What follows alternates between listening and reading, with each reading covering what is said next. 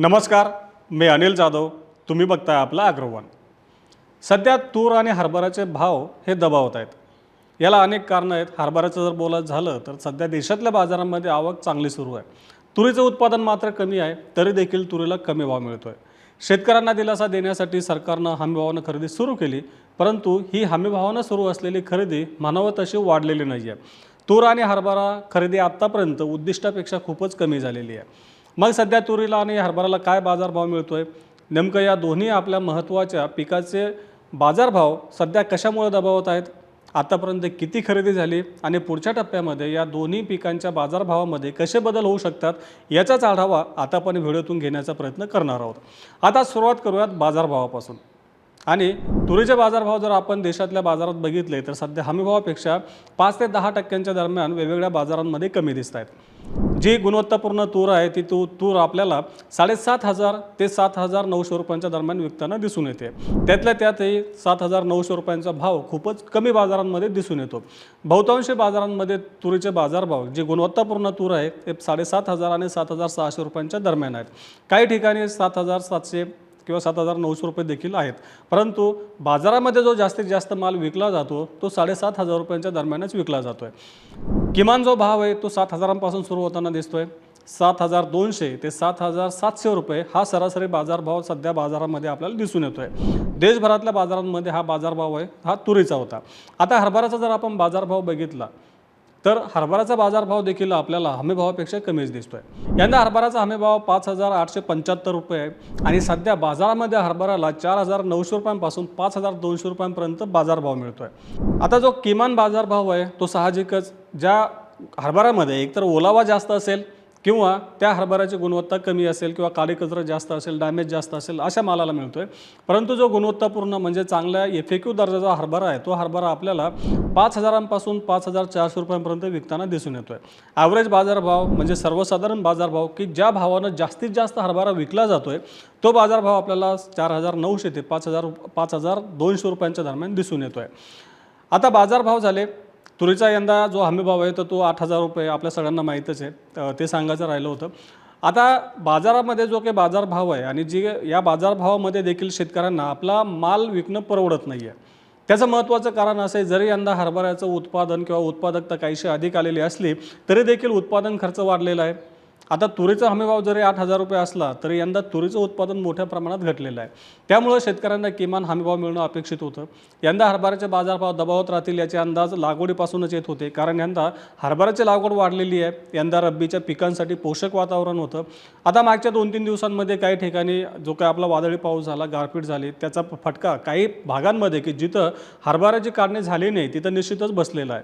परंतु असं क्षेत्र कमी असल्याचं शेतकऱ्यांनी सांगितलेलं आहे. कदाचित काही भागांमध्ये बसलेलं असेल. परंतु यंदा हरभरा बाजारभाव हे हमीभावापेक्षा पुढच्या काही दिवस तरी किंवा काही आठवडे तरी दबावतच राहतील याची दाट शक्यता आहे. आता आपण बाजारभावाकडे वळूयाच, पण त्याआधी सध्या हमीभाव खरेदीचं काय चालू आहे ते देखील बघूयात. आता आपल्या राज्यामध्ये यंदा हरभरा आणि तूर ह्या दोन्हींच्या हमीभावानं खरेदी सुरू आहे. आपण आधी तुरीचं बघूयात. तुरीचं यंदा 3,37,000 टन एवढं तूर खरेदीचं उद्दिष्ट केंद्राकडून मिळालेलं आहे. म्हणजे यंदा 3,37,000 टन एवढी तुरीची हमीभावानं खरेदी केली जाणार आहे. आता 1 फेब्रुवारीपासून तुरीची खरेदी सुरू झाली, परंतु आत्तापर्यंत तुरीची खरेदी केवळ 25,000 टनांच्या दरम्यान झालेली आहे. म्हणजे उद्दिष्टाच्या खूपच कमी खरेदी झालेली आहे. म्हणजे 7 ते 8% दरम्यान खरेदी झालेली आहे. आता नेमके तुरीचे बाजारभाव कमी असताना देखील खरेदी का कमी होते असा प्रश्न अनेक शेतकऱ्यांना निश्चितच पडू शकतो. त्यामध्ये विविध कारणं सांगता येतील. कारण ज्या तुरीची गुणवत्ता चांगली FAQ दर्जाचा तुरीचा माल आहे त्या तुरीला जेव्हा तूर बाजारामध्ये आवक दाखल झाली तेव्हापासून 7,500पेक्षा अधिकचा दर मिळताना दिसून येतोय. FAQ दर्जाची तूर म्हणजे जी तूर हमीभावानं विकली जाते त्या तुरीला 7,500पेक्षा अधिक भाव मिळतोय, म्हणजे हमीभावाच्या आसपास भाव मिळतोय. आता आपण जर एकंदरीतच शेतकऱ्यांच्या हमीभावाने विक्रीचं गणित बघितलं तर जोपर्यंत हमीभावापेक्षा बाजारामधले बाजारभाव हे कमीत कमी 8 ते 10% जर कमी असतील तर शेतकरी हमीभावाने विक्रीला पसंती देतात. परंतु जर समजा 4-5% कमी असतील की जे आपल्याला सध्या तुरीच्या बाबतीत दिसून येतं तर शेतकरी हमीभाव विक्रीला कमी पसंती देतात असं एकंदरीत दिसून येतं. त्यामुळं ज्या तुरीला बाजारामध्ये 7,600 रुपयांपासून 7,900 रुपये दर मिळतोय ती तूर हमीभावाकडे जाताना दिसत नाही आहे. ती तूर खुल्या बाजारामध्ये शेतकरी विकताना दिसत आहेत. त्यामागचीच देखील कारणं आहे. एकतर नोंदणी करा, त्यानंतर पुन्हा आपल्याला जेव्हा मेसेज येईल तेव्हा पुन्हा ती आपली तूर केंद्रावरती विकण्यासाठी घेऊन जा. त्यानंतर काही दिवसानंतर आपल्याला त्या तूर विक्रीचे पैसे येतील. काही काही वेळेला समजा टेक्निकल प्रॉब्लेम असेल तर जास्त दिवस लागतात. त्यामुळं सध्या तुरीचे हमीभावानं खरेदी कमी असल्याचं दिसतंय आणि त्याला महत्त्वाचं कारण आहे ते म्हणजे खरेदीमधले अडथळे. आता अनेक ठिकाणी खरेदी केंद्रांवरती की जिथं हरभरा आणि तूर दोन्हींची खरेदी चालू आहे तिथं विशेषतः मार्केटिंग फेडरेशनचे जे खरेदी केंद्र आहेत त्या केंद्रांना बारदाण्याचा तुटवडा जाणवतो आहे. जालना असेल, परभणी असेल, तसे इतर जिल्ह्यांमध्ये किंवा बुलढाणा जिल्हा असेल या जिल्ह्यांमध्ये यासोबत इतर काही जिल्ह्यांमध्ये मार्केटिंग फेडरेशनची खरेदी बंद झाल्याचं सांगितलं जात आहे. यंदा पणन मंडळ हमीभावानं खरेदी केंद्रांना बारदाना पुरवणार आहे, परंतु या बारदाना पुरवठ्यामध्ये अनेक प्रकारचा विस्कळीतपणा दिसून येतो आहे. त्यामुळं अनेक ठिकाणी खरेदी केंद्र बंद होताना दिसतात. आता जेव्हा आम्ही वेगवेगळ्या जिल्ह्यातील खरेदी केंद्रांशी बोललो, अनेक खरेदी केंद्रांशी बोललो, त्यामध्ये मार्केटिंग फेडरेशन खरेदी केंद्रांमध्ये काही समस्या असल्याचं दिसून येत आहे. आता तुरीची खरेदी जवळपास 25,000 टनांच्या दरम्यान झालेली आहे. तुरीचे बाजारभाव जसं तुम्हाला सांगितलं की ॲव्हरेज बाजारभाव 7,200 रुपयापासून 7,900 रुपयांच्या दरम्यान आहे, परंतु जी FAQ दर्जाची चांगली गुणवत्तेची तूर आहे ती 7,500 7,900 काही ठिकाणी 8,000 रुपयाने देखील विकली जाते आहे. त्यामुळे हमीभाव खरेदी केंद्रांना तूर विकण्यासाठी शेतकऱ्यांचा ओढा कमी दिसतोय. त्यातल्या त्यात खरेदीमधले अडथळे देखील कायम आहेत. आता हरभराचं बघूयात. हरभऱ्याचे यंदा राज्यामध्ये खरेदीचं जे उद्दिष्ट आहे ते 7,61,000 टन एवढं आहे. आता राज्यामध्ये यंदा जवळपास 40 लाख टनांच्या दरम्यान हरभरा उत्पादनाचा अंदाज महाराष्ट्राच्या कृषी विभागानं व्यक्त केलेला आहे, परंतु खरेदीचं उद्दिष्ट 7,61,000 टन असताना देखील तो आतापर्यंत हमीभावानं झालेली खरेदी 1,18,000 किंवा 19,000 टनांच्या दरम्यान आहे. आता याच्यामध्ये एक आकडा पुढे आला नाही की जे काही मॉडेल सेंटर म्हणून नाफेडने सुरू केले होते की म्हणजे हे कुठल्याही नोडल एजन्सीच्या अंडरमध्ये काम करत नाही, थेट नाफेडने ही केंद्र सुरू केली होती. या केंद्रांचा आकडा पुढे आलेला नाही आहे, म्हणजे नाफेडकडे हा आकडा सध्या उपलब्ध नाही आहे किंवा ज्या नोडल एजन्सी ज्या खरेदी करतात त्यांच्याकडे देखील हा आकडा उपलब्ध नाही आहे. त्यामुळे हा जो काही आकडा 1,18,000 टनांचा यामध्ये जे मॉडेल सेंटर्स नाफेडने सुरू केले त्यांच्या खरेदीचा आकडा नाही आहे. ती खरेदी इतर केंद्रांच्या तुलनेमध्ये जास्त आहे. कदाचित आतापर्यंत जवळपास 1,30,000 टनांच्या दरम्यान खरेदी झालेली असू शकते किंवा त्यापेक्षा अधिक देखील असू शकते, परंतु सूत्रांनी दिलेल्या माहितीनुसार हा आकडा 1.5 लाख टनांपेक्षा जास्त निश्चितच नसावा.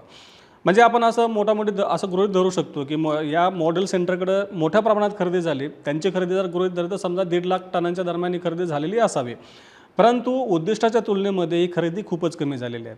राज्यात 1 मार्चपासून खरेदी सुरू झालेली आहे आणि हरभरा खरेदीसाठी 60 दिवसांची मुदत देण्यात आलेली आहे, म्हणजे एप्रिलच्या शेवटपर्यंत हरभरा खरेदी सुरू राहणार आहे. आता हरभरा खरेदीला मोठ्या प्रमाणात प्रतिसाद मिळतोय कारण हरभऱ्याचे बाजारभाव हे हमीभावापेक्षा कमी आहेत. आपण ॲव्हरेज बाजारभाव बघितले की 4,900 ते 5,200 रुपयांच्या दरम्यान आहे आणि हमीभाव आहे 5,875 रुपये. म्हणजेच हमीभाव आणि बाजारभाव याच्यामध्ये जवळपास 10 ते 15% दरम्यान आपल्याला फरक दिसून येतो. त्यामुळं शेतकरी हमीभावानं हरभरा विक्री करण्याला प्राधान्य देत आहेत. असं असताना देखील आतापासूनच जसं मार्केटिंग फेडरेशनची माहिती पुढे आली की अनेक जिल्ह्यांमध्ये तिथं बारदाना उपलब्ध नाही आहे, त्यामुळे त्या केंद्रांवरती खरेदी धीम्या गतीनं सुरू आहे किंवा काही ठिकाणी आता बंद करण्यात आलं देखील सांगण्यात येत आहे. इतर खरेदी केंद्रांना देखील बारदाना पुढच्या टप्प्यामध्ये कमी पडू शकतो अशी शक्यता व्यक्त केली जाते आहे. आता पणन मंडळानं जर समजा वेळेवरती सगळ्या खरेदी केंद्रांना बारदाना उपलब्ध करून दिला तर शेवटपर्यंत आपलं जे काही खरेदीचं उद्दिष्ट देण्यात आलं आहे ते उद्दिष्ट पूर्ण होऊ शकतं. पण जर खरेदीमधले अडचणी किंवा अडथळे कायम राहिले तर उद्दिष्ट पूर्ण होणार नाही असे संकेत दिसत आहेत. आता एप्रिलपासून शेतकऱ्यांना आपल्या खरीपासाठी जमिनी तयार करायच्या असतात, त्यामध्ये नांगरणी असेल, कोळपणी असेल, ही सगळी कामं करायची असतात. त्यानंतर पुढच्या टप्प्यामध्ये पुन्हा बियाणं खतं खरेदी करते असतात, त्यासाठी शेतकऱ्यांना पैसा आवश्यक असतो आणि हरभरा हे आपल्या राज्यातलं महत्त्वाचं पीक आहे रब्बीचं. याच्या विक्रीतून जो काही पैसा येईल त्या पैशातून शेतकरी खरीपाच्या पेरणीसाठी तजवीज करत असतात. हे जर सगळं गणित आपण लक्षात घेतलं आणि जर समजा हमीभावानं खरेदीमधले अडथळे कायम राहिले तर शेतकऱ्यांवर खुल्या बाजारामध्ये हरभरा विकण्याची वेळ येऊ शकते. आता सरकारनं उद्दिष्ट जरी 7,61,000 टनांचं दिलं असलं तरी नेमकी खरेदी प्रक्रिया कशी राबवली जाणार आहे, कारण आता जवळपास 20 दिवस संपून गेलेत, आणखीन 40 दिवस हरभऱ्याची खरेदी होणार आहे. या 40 दिवसांमध्ये खरेदीची प्रक्रिया कशी सुरू राहते, अडथळे दूर केले जातात का, बारदाना वेळेवर पोहोचवला जातो का, त्यानंतर जे काही गोडाऊन्समध्ये खरेदी केलेला हरभरा उतरवला जातोय, तो हरभरा वेळेवरती उतरवला जातो काय, शेतकऱ्यांना वेळेत पेमेंट मिळतं का, हे सगळं बघावं लागेल. हे जर झालं तरच खरेदीचं उद्दिष्ट पूर्ण होऊ शकतं. पण जर समजा केवळ उद्दिष्ट जाहीर करायचं असेल आणि खरेदी प्रत्यक्षात कमीच करायची असेल तर हे अडथळे आपल्याला पुढच्या टप्प्यात देखील कायम दिसू शकतात. परंतु शेतकऱ्यांना आवश्यकता आहे, कारण हरभऱ्याचे भाव बाजारामध्ये खूपच कमी आहेत. आता या पुढच्या टप्प्यामध्ये बाजारभाव कसे राहू शकतात याविषयी अभ्यासकांचे काय अंदाज आहेत त्याकडे देखील लक्ष देऊयात.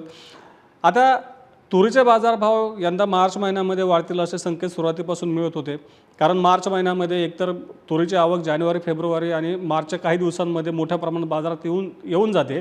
परंतु नेमकं याच काळामध्ये युद्धाची परिस्थिती निर्माण झालेली आहे, आयात निर्यात असेल किंवा अनिश्चित बाजारावरती अनिश्चित परिस्थिती निर्माण झालेली आहे. त्यामुळे याचा एकंदरीत बाजारावर परिणाम दिसून येतोय असं अभ्यासकांचं म्हणणं आहे.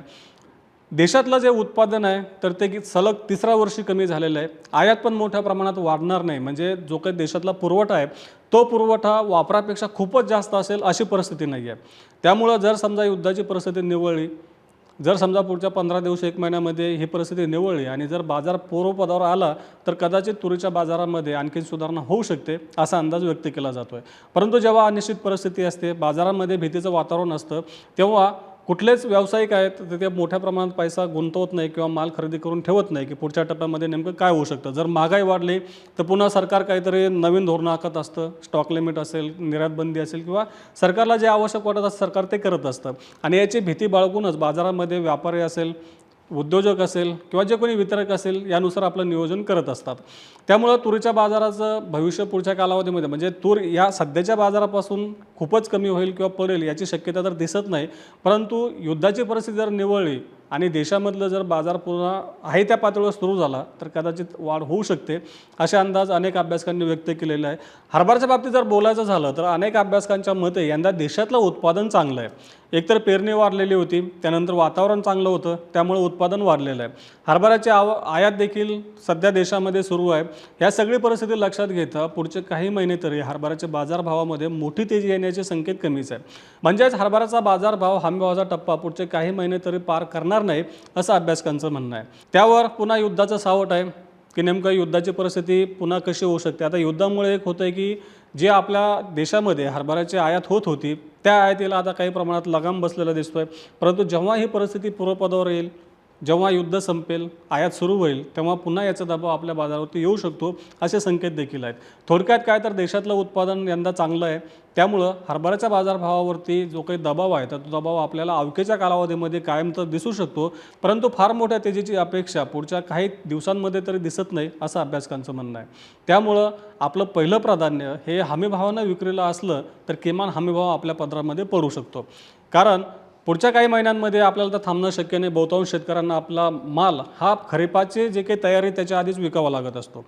त्यामुळंच पहिलं प्राधान्य आपण एकतर नोंदणी करून ठेवावी. नोंदणी केल्यानंतर जेव्हा आपला क्रमांक येईल, जेव्हा आपल्याला SMS येईल, तेव्हा आपण आपला हरभरा हमीभावानं विकावा. यातून किमान 5,875 रुपये एवढा हमीभाव आपल्याला मिळू शकतो. आता या पुढच्या टप्प्यामध्ये तुरीचे बाजारभाव, तुरीच्या हमीभावाने खरेदी, तसंच हरभऱ्याची खरेदी, हरभऱ्याच्या बाजारामध्ये काय बदल होतात, युद्ध आहे, या युद्धाच्या परिस्थितीचा वेगवेगळ्या टप्प्यांमध्ये आपला वेगवेगळे परिणाम एकूणच शेतीमाल बाजारावर दिसून येतो आहे.